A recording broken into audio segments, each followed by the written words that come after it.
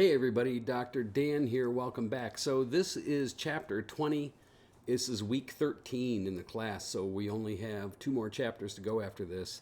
And this week you have a map exercise out of Inquisitive again, and it's a really great exercise because I think as we talk about this new world order that's going to happen following World War II, the maps kind of help you trace what's going on.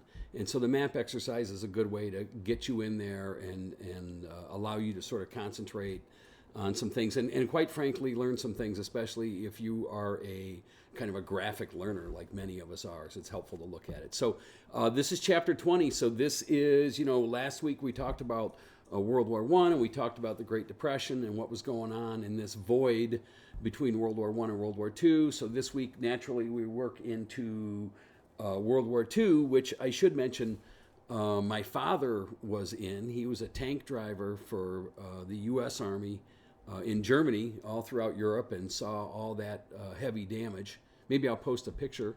But so, World War II wasn't that far away. I mean, I'm old, obviously a lot older than you guys, but it really isn't that far away because, like I said, my dad served in that war, so we start to see these sort of generational connections here.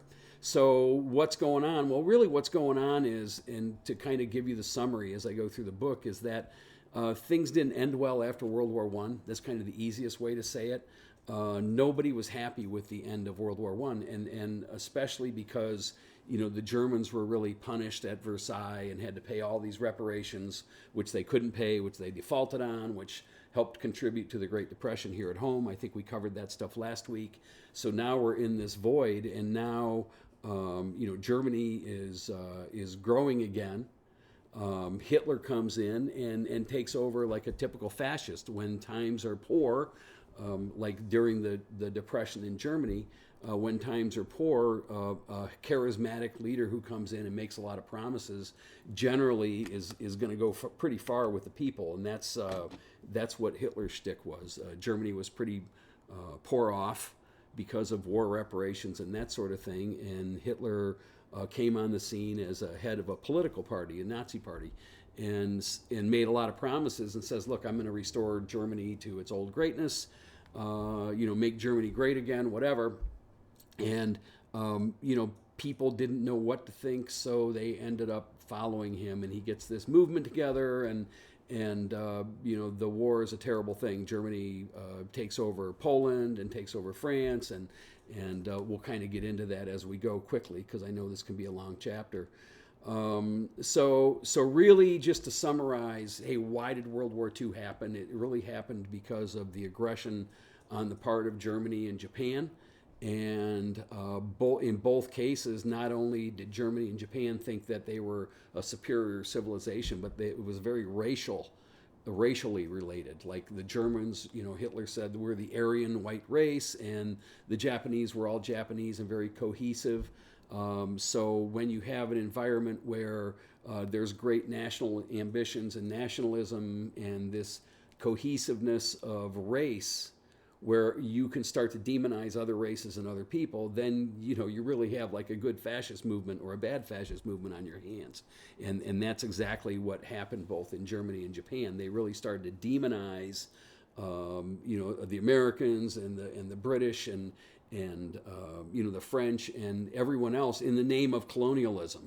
Generally it was like, hey, we're going to get these colonial people out of your territories, but that was just a ruse for them to take over. So the war in Europe starts with Germany's invasion of Poland in 1939, and basically is fought between the Russian Red Army and the German Army. That's where like all of the deaths, or most all of the deaths, occur in World War II, is between the Russian Army and the German Army. The U.S. comes in a little bit later, so the war starts in 1939 in Germany, and Hitler takes over Poland and starts exterminating the Jews and the Holocaust.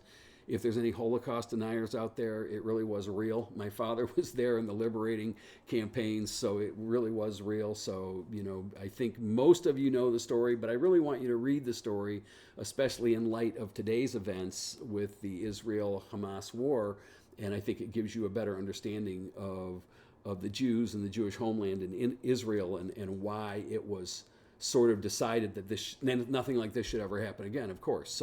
So again, read through this because you have all this stuff going on with Germany taking over Europe, bombing London, the siege of Leningrad in Russia, millions of people dying, the Holocaust, the rounding up of Jews, putting them on trains and taking them to concentration camps at Dachau and Auschwitz. And so you'll read here about the racial war and the Holocaust. And again, I think that this nationalism combined with this racial superiority thing is a real dangerous situation. So we see this here in World War II, and I think it's something that's relevant today as our society changes and there's controversy that, we need to understand how this stuff can get out of hand. Certainly this is the reading that will show you that. So they show you the ovens at Auschwitz here. Again, very upsetting. I apologize, but it's real history. And then at the same time this stuff's going on in Germany, Japan decides that they're going to strike the U.S. And so, I think you've all heard of Pearl Harbor. So December 7th, 1941, a day that, lives in infamy. So that was Pearl Harbor, where we were bombed in Hawaii by the Japanese. And of course, that gets us into the war in the Pacific. So now we have this thing going in the Pacific, which is brutal, and we have our entrance into World War II when my dad went, and so it's interesting reading, and I think. Right now, while there's wars going on in Ukraine and Israel and other areas, again, it's really interesting reading because there's lots of parallels, and I don't know that history repeats itself, but I think there's certain broad lessons we can learn from all this stuff. So it's really important that you read about the rise of Hitler and the Holocaust and everything that went on, because it's like, life is not always wonderful. It can be kind of cruel, and this is a lesson that can teach you that. So the war in Japan is brutal. Truman makes a decision that he's going to drop. We've developed the atomic bombs. That was the Manhattan Project. Truman makes a decision that he's going to drop the atomic bombs in Japan to end the war in Japan because they're not surrendering otherwise. And so World War II is marked not only by the Holocaust, but also the first use of nuclear weapons on the part of the Americans, dropping on Nagasaki and Hiroshima. So you'll read about that. And then you'll read about the Cold War. And interesting here, because a lot of you, if you're typical college age, didn't really, well, I think the Cold War is still going on, but kind of officially didn't live through it. I grew up like right in the middle of it. I think 3 days before I was born in 1957, Sputnik was launched by the Russians. That's the first Russian spaceship. And it was way before America did anything in the space, and it totally shook the U.S. It's like, oh my God, the Russians are ahead of us. And so the Cold War really defined this era. It kind of officially started in 1948, and it really started because after World War II, there was this void of power in Europe, and Russia lost a lot of men, a lot of blood and treasure, spilled a lot of blood and treasure in World War II. And Stalin was in charge, and he wanted to make sure he had a good buffer zone around Russia. So, the spoils of World War II, in the end, Germany was divided up, and there was Eastern Europe and Western Europe. When I grew up, that ended in 1989, I think, right around there under Reagan. So when I was growing up, there was an East Germany and a West Germany, and I just remember watching the Olympics back then. All the Eastern countries and Russia, they were all like, evil to us when we were watching the athletes on TV, and we didn't have any communications, with the Russians for a long time, and all of this threats of nuclear war the whole time, everybody building nuclear warheads on both sides, the U.S. and the Russians trying to outdo each other.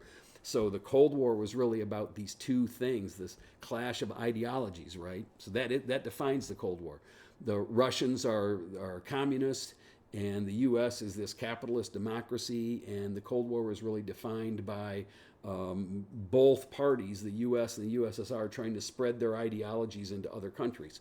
So it's a good way to phrase it for history, because knowing that there was this battle between expanding communism and expanding democracy, capitalism, then you can understand that's why the Korean War happened. That's why the Vietnam War happened. Okay, so we can kind of knock those right out of the chapter because they both happened because Vietnam was threatening to become a communist country, and the U.S.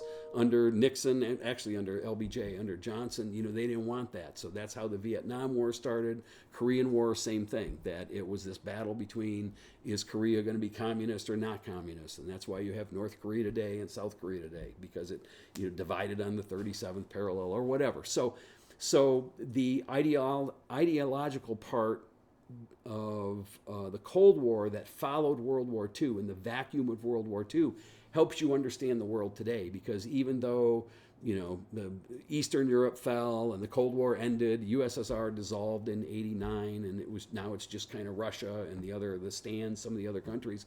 But like Ukraine used to be part of Russia, so that's why the Ukraine war is going on right now. It's sort of like Russia wants to get back these countries that it lost at the end of the Cold War and sort of exert its forces again to become a major superpower player in the world, besides just the U.S. and China. So knowing that Cold War beginning helps you understand the Korean War, the Vietnamese War. It also helps you understand the space race, because a big part of NASA was, hey, we got to compete with the Russian space program. So that's why that all happened.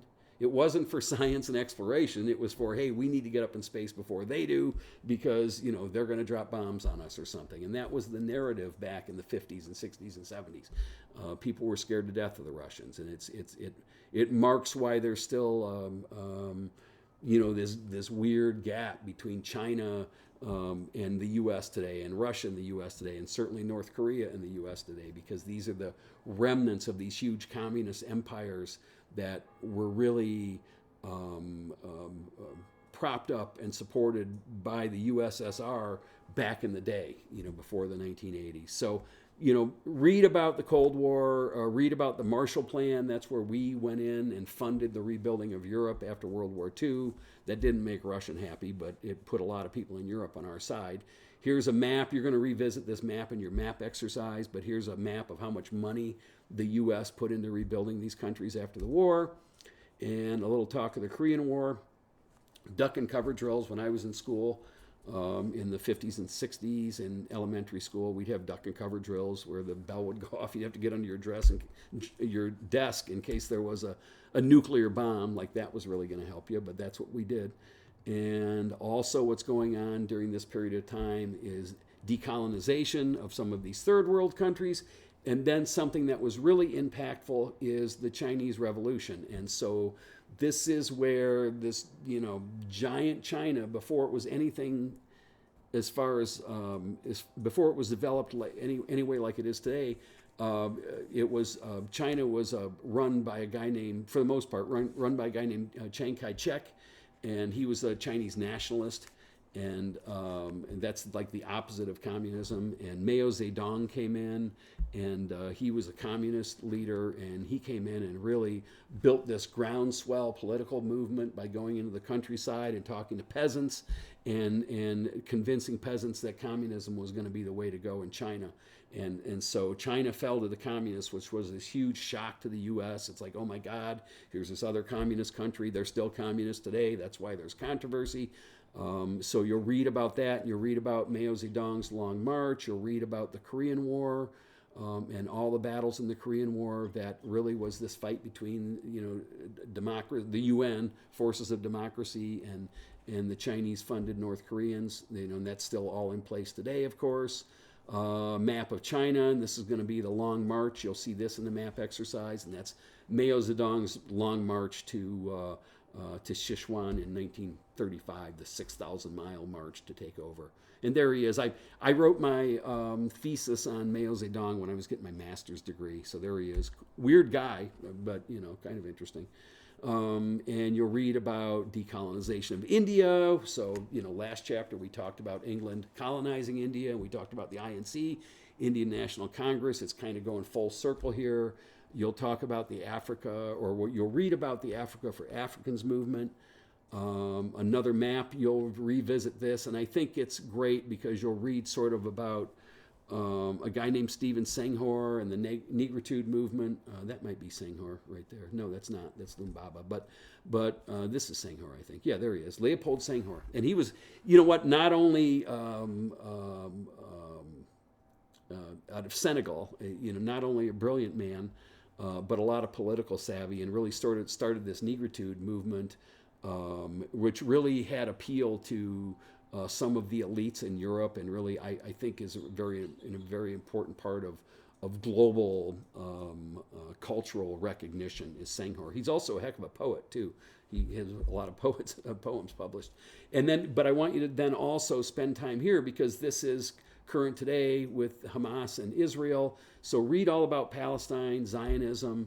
We talked a little bit about the Balfour Declaration in our last lecture that really formed Israel, but that was sort of a precursor to what happens in 1948.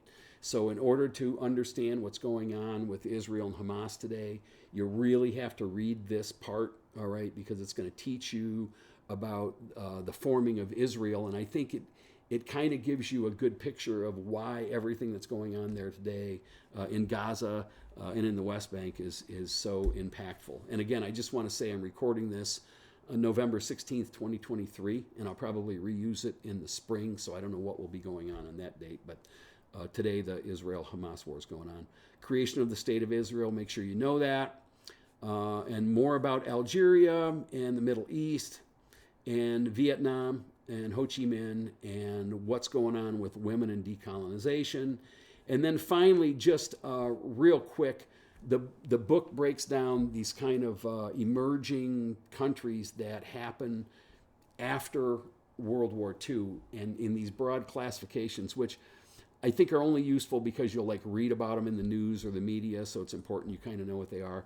So generally we refer to the first world, all right, as the free world. So we're very Western centric, right? We see everything from our view. So when someone says the first world countries, they're generally referring to the United States, France, Germany, the European countries.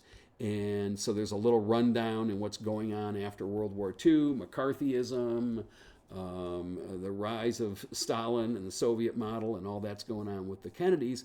But then there's the second world also, which is really the Soviet model and sort of the communist countries that are considered the second world countries. I don't really know who came up with these names, but it's just the way people talk about them. And then finally, third world you've heard of, and you always think of, well, they're the third least developed countries. Okay, so third world countries, and it says here French intellectuals, certainly not this French intellectual, coined the term third world. And it really refers to these countries that are on their way up. So a lot of the countries out of Africa, some of the other Eastern European and Southeast Asian countries that are sort of on their way up are considered third world countries. Again, useful because you might read about it or hear about it somewhere. So go ahead and look at that. There's an environmental section in here about some of the environmental problems that happened after World War II. There's a little bit about neocolonialism, and then also, women's issues and civil rights, of course, and urban tensions that is going on everywhere, not just in the U.S. And then finally, at the very end, I think right here, there's a nice little chronology here at the very end of the chapter. If you do nothing else, look at this, and it can kind of help you place where all of these things go. So I think that might be helpful. So hopefully you'll read this chapter. It's really important, and especially read about Israel and Palestine and also the USSR. And I think it kind of helps you better understand our world today. So that's it. I hope you have a good week. You have that map exercise due. That's in Inquisitive. If you have any questions, let me know, and I'll see you again next week. Take care now. Bye-bye.